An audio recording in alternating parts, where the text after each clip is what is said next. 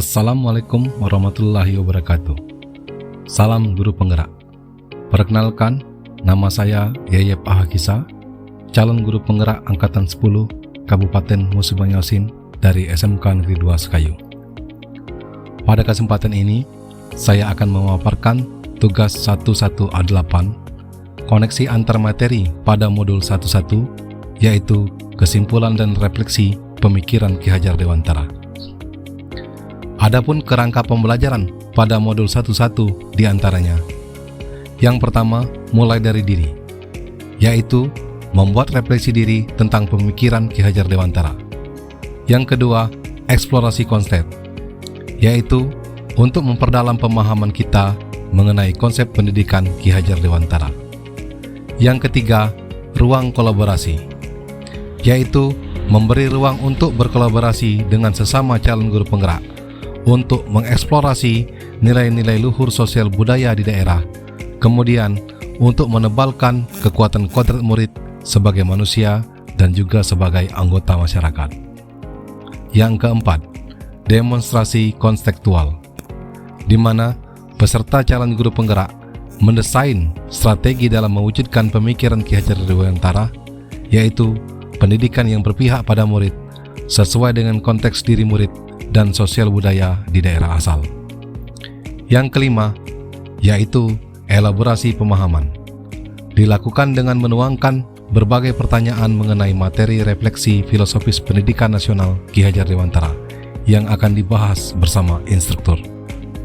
Dan yang terakhir, yaitu yang keenam, adalah koneksi antar materi, yaitu membuat kesimpulan, refleksi pengetahuan, dan pemahaman baru yang dipelajari dari pemikiran Ki Hajar Dewantara.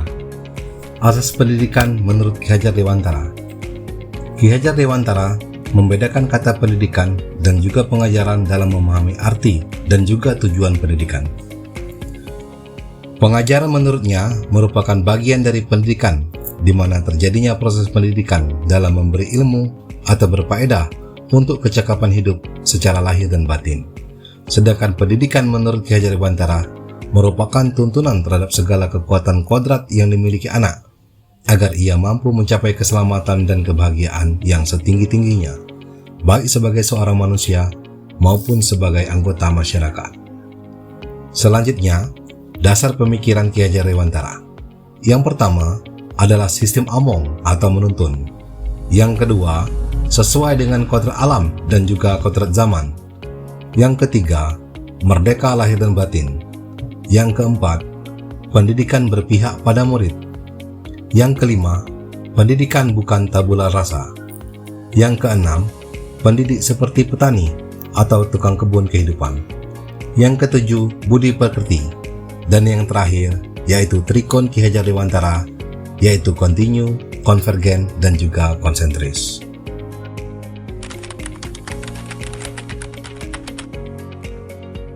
Sebelum mempelajari modul 11, dalam pembelajaran, peran saya sebagai guru lebih dominan dibandingkan dengan murid.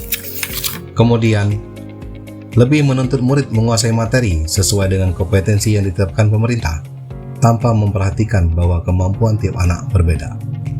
Selanjutnya, guru kurang memahami karakteristik murid. Kemudian masih terfokus pada ketercapaian KKM dengan mengutamakan perkembangan aspek kognitif saja dibandingkan keterampilan dan sikap murid. Dan yang terakhir, mengeluh jika banyak murid yang tidak tuntas dalam melakukan evaluasi.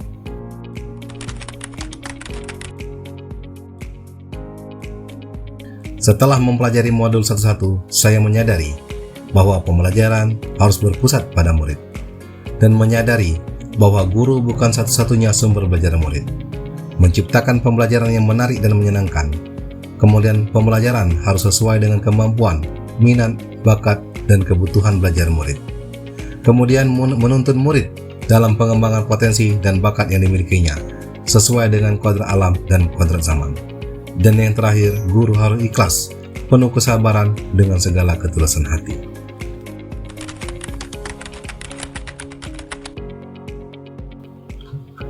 Hal yang dapat saya terapkan segera di dalam kelas adalah merancang pembelajaran yang bervariatif dan menyenangkan, yang mampu mengakomodasi kebutuhan belajar siswa yang beragam dan sesuai dengan zamannya.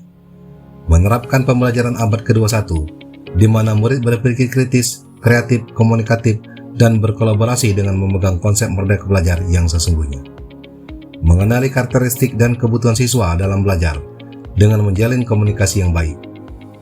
Melibatkan siswa dalam kegiatan belajarnya melalui model pembelajaran yang bervariatif dan berbagai aktivitas. Pembelajaran tidak lagi menuntut, melainkan menuntun anak.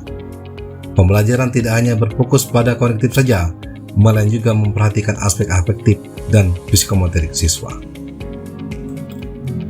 Berdasarkan jawaban dari pertanyaan pemantik tadi, maka saya mengambil kesimpulan bahwa dasar pemikiran Ki Hajar Dewantara adalah menuntun bukan menuntut, kemudian menyesuaikan kodrat anak, memerdekakan anak lahir dan batin, menerapkan pendidikan yang berpihak pada anak, bukan tabula rasa. Kemudian Ki Hajar Dewantara juga memposisikan guru sebagai tukang kebun kehidupan dengan mengutamakan pendidikan budi pekerti. Dan yang terakhir adalah trikon Ki Hajar Dewantara, yaitu kontinu, konvergen, dan juga konsentris. Selanjutnya di sini saya mengambil kesimpulan bahwa pendidikan adalah menuntun anak sesuai dengan minat dan bakatnya. Perlunya penanaman budi pekerti yang baik dalam pendidikan. Pendidikan yang humanis dengan konsep sistem Among, memberi teladan, membangun motivasi, dan memberi dorongan. Demikianlah paparan yang dapat saya berikan. Terima kasih. Salam guru penggerak. Wassalamualaikum warahmatullahi wabarakatuh.